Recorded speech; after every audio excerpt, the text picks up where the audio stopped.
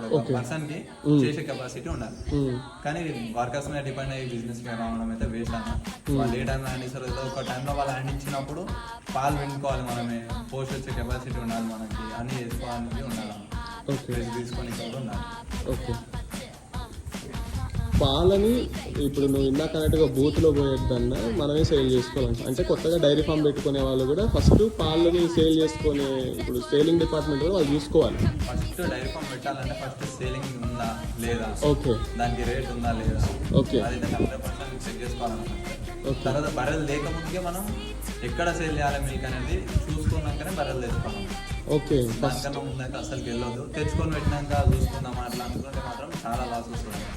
Okay, మంచి knowledge share చేసినావు బాను. అంటే ముందల్లే మనకి మన ప్రోడక్ట్ని సేల్ చేసుకోవడం గురించి ఫస్ట్ నాలెడ్జ్ గెయిన్ చేయాలి. Okay, okay.